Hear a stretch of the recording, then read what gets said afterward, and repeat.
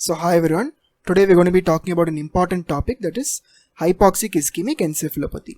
Okay, so basically what happens here, because of a lack of delivery of oxygen to brain, either because of extreme hypotension or hypoxia due to respiratory failure, there is hypoxic ischemic encephalopathy. So what are the important causes? So anything that's going to compromise the cardiorespiratory function is going to cause HIE. So coming to the important commonly encountered causes, so myocardial infarction, cardiac arrest, shock, okay, it could be hypovolemic shock, septic shock, any cause of shock.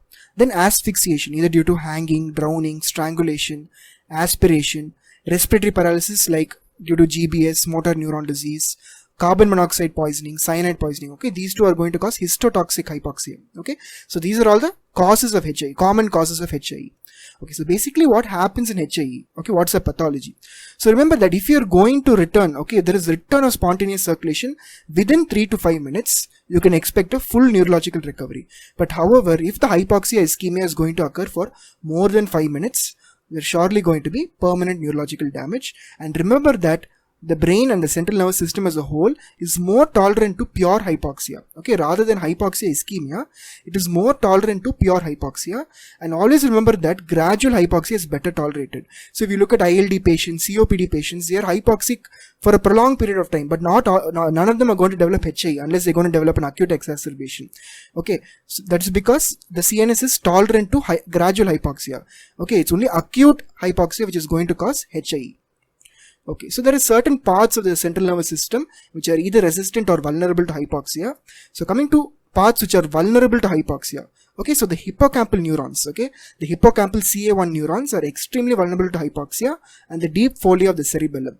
Whereas certain structures like the nucleus structures within the brainstem, the spinal cord, they are relatively resistant to hypoxia. Okay, so only after the cortical structures and everything else has been affected by HIE, then only these structures will be involved because they are resistant to hypoxia. Okay, so histologically you're going to see diffuse laminar cortical necrosis. This is a very important MCQ question. Okay, so diffuse laminar cortical necrosis. And what is a watershed infarct? Okay, so rather than hypoxia, if hypoperfusion is going to predominate, you're going to get infarcts at the junctions of major arterial zones. Okay, so these are known as watershed infarcts. They could be between the anterior cerebral artery and the middle cerebral artery, or they can be between the middle cerebral artery and the posterior cerebral artery. Each of them have unique syndromes. We'll talk about that in a while. So remember, watershed infarcts are going to happen when hyperperfusion is the predominant pathology. Okay, now coming to the clinical features. So if the patient is going to have a mild degree of hypoxia and there's not going to be any loss of consciousness, the common symptoms are going to be an impaired judgment, inattentiveness, motor incoordination, and rarely the patient can even have euphoria. Okay, now when the patient is going to have a severe or profound hypoxia, so first thing, the patient is going to lose his consciousness. Other than that, there's going to be loss of brainstem reflexes. So your pupillary reflex, corneal reflex, oculocephalic reflexes, these are going to be lost.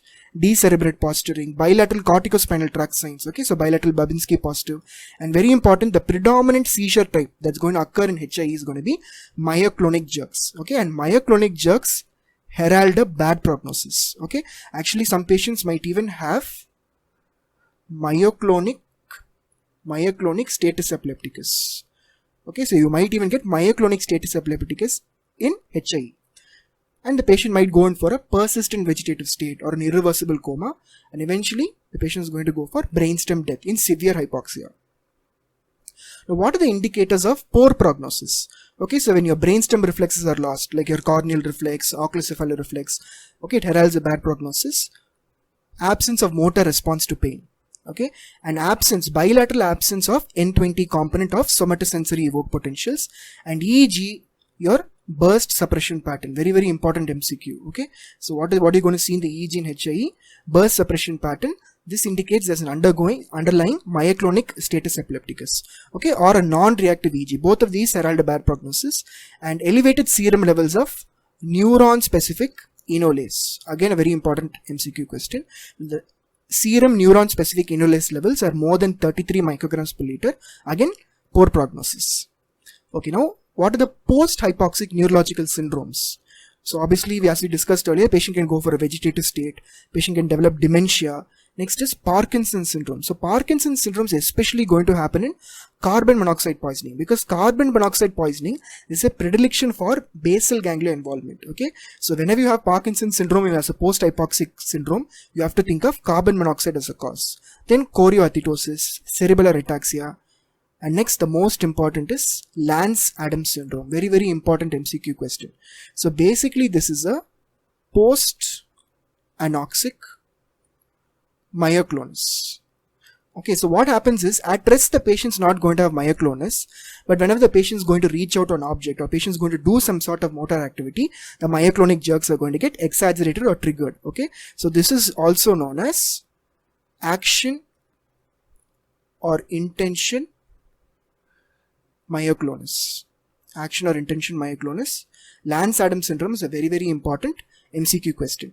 And as we discussed before, the hippocampus is very sensitive to hypoxia, so the patient can go in for a amnesia.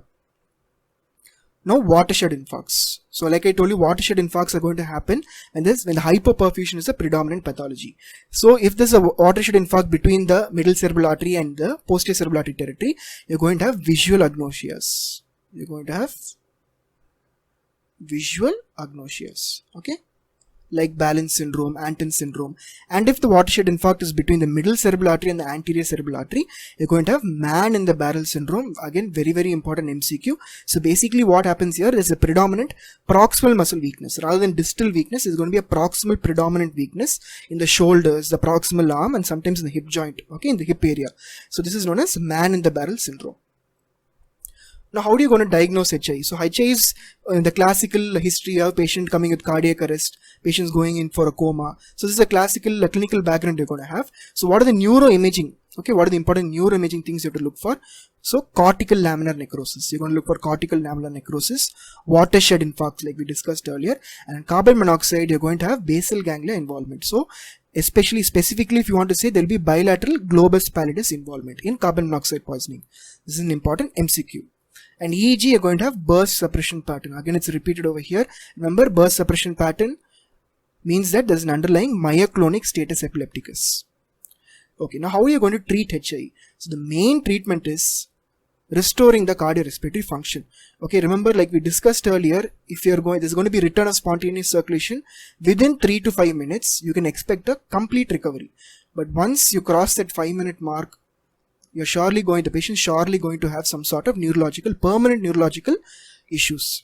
Okay. Next is therapeutic hypothermia.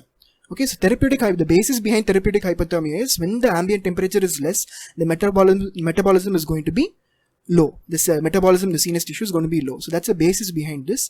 So we have targeted temperature management. Okay, so the temperature is 33. Okay, you tried 33 to 36 degrees Celsius. The problem with therapeutic hypothermia is coagulopathy. There's increased risk of bleeding and increased risk of other infections. So when is it indicated? So cardiac arrest patients who have no response to verbal commands even after return of spontaneous circulation, in those patients you can keep the temperature between 32 to 36 degrees Celsius for at least a period of 24 hours. Okay, now coming to treating post-hypoxic myoclonus. So always remember, if the HI patient is going to develop myoclonus, it's a bad prognosis. Okay, so even if you're going to give anti-epileptic drugs, still it's not going to improve the prognosis. But however, the drugs that we use for post-hypoxic myoclonus, you can use clonazepam 1.5 milligrams to 10 milligrams per day. And you can use sodium valproate 300 to 1200 mg per day in divided doses. And the patient is going to have Lance-Adams syndrome. Okay, so we discussed this earlier. It's a post-anoxic myoclonic syndrome. So basically, Lance-Adams syndrome, monotherapy is not going to be enough. The patient will require multiple anti-epileptic drugs. So along with clonazepam and valproate, other drugs you can try are, you can try 5-hydroxytryptophan or tryptophan. Okay. Next, in carbon monoxide poisoning, in severe carbon monoxide poisoning, you can try hyperbaric oxygen. Okay, so this is about a discussion on HIE. I think I've covered most of the important points. Okay, thank you.